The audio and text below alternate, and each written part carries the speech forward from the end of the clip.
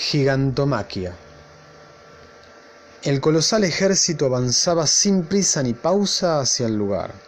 Sí, el lugar en donde se habían avistado esos seres hermosos y terribles en clara formación de batalla.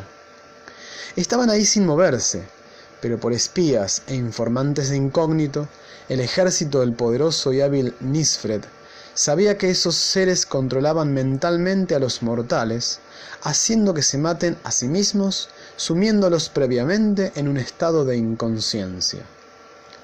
«Son peligrosos, mi señor. Pueden debilitar la voluntad transformando al hombre en un perezoso camello y luego en un violento león», le dijo un subalterno. Nisfred iba bien preparado. Sabía que de ser necesario debería sacrificar a algunos de sus propios soldados e incluso matarlos él mismo si se volvían en su contra, pero no iba a recular.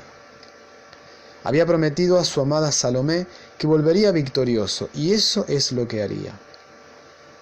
El primer paso para ganar esta guerra era enfrentar a la misma nada que se interponía en sus logros, es decir, aprender a vivir sin esos mismos seres que se habían instalado en la región esclavizando a los hombres.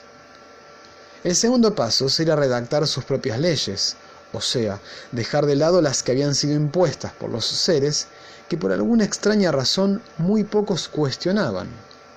Y finalmente quedaba el enfrentamiento directo, la matanza de las entidades, y para ello contaba con su mazo de batalla que tanto había preparado.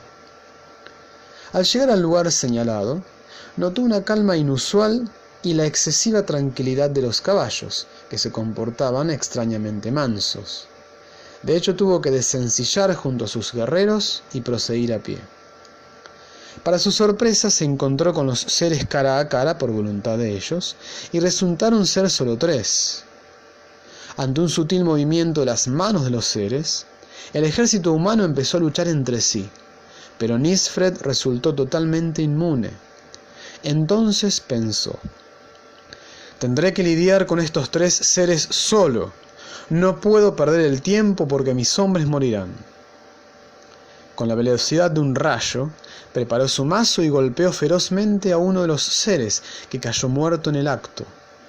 Sorprendido pero firme en su decisión, lo mismo hizo con los otros, que empezaron a desangrarse, y en un último intento sacaron de entre sus ropas extrañas algo parecido a un viático. Pero ni sus extraños viáticos les sirvieron para sobrevivir. El olor a muerte era tan evidente que muchos de sus soldados dejaron de pelear y vomitaron. Nisfred sonrió ante el resultado de la contienda y dijo: «Los dioses han muerto». Explicación. El nombre del personaje principal de nuestro relato es Nisfred, que es un juego de palabras del nombre del pensador alemán Friedrich Nietzsche, 1884-1900. Estos seres que controlan a los hombres y hacen que se peleen entre ellos, tiene que interpretarse como la imagen perjudicial que tenía el filósofo acerca del Dios cristiano y su moral, que provoca un seguimiento incuestionado y dogmático entre los fieles. Cuando uno de los soldados dice: «Son peligrosos, mi señor, pueden debilitar la voluntad transformando al hombre en un perezoso camello y luego en un violento león», esto debe ser entendido como los tipos de transformación del espíritu del hombre para llegar a ser un superhombre. El camello representa a los que se contentan con obedecer ciegamente.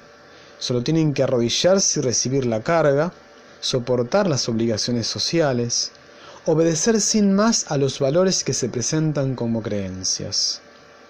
El león, por su parte, simboliza por tanto al ser humano liberado de las cargas morales y sociales. Representa al gran negador, al nihilista que rechaza todos los valores tradicionales. Su poder se consuma y agota en el esfuerzo por la rebelión. En sí mismo aún hay mucha resistencia y rigidez. No hay verdadera soltura del querer creador. No ha llegado a sí mismo, a su propia riqueza de vida. La amada Salomé, que es mencionada en el cuento, se trató en verdad de Lou Andreas Salomé, una mujer escritora y vinculada estrechamente con Sigmund Freud, de la cual Nietzsche se enamoró e incluso le propuso matrimonio, siendo rechazado por ella. La actitud que el protagonista expresa de aprender a vivir esos mismos seres que se habían instalado en la región, esclavizando a los hombres y redactar sus propias leyes, de una forma muy acotada, son maneras de transformarse en lo que Nietzsche llamaba superhombre, es decir, de una forma breve, que es la afirmación enérgica de la vida de cada ser humano.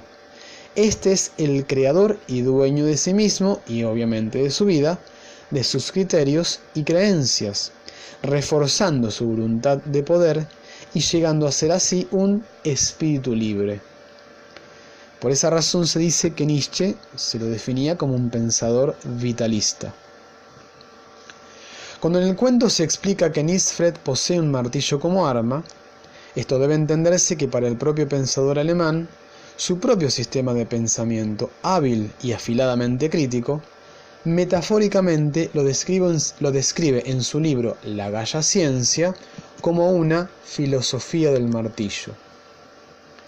Por último, la frase final, los dioses han muerto, después que el protagonista gana la contienda, corresponde a una frase que en verdad dijo el filósofo en su libro Así habló Zaratustra, cuando afirmó Dios ha muerto. Y con esto quería expresar que el Dios judío-cristiano ya no es un referente ético-moral para su época ni para el porvenir. Nietzsche se transformaría así en un profeta de nuestra época actual, denominada postmodernidad.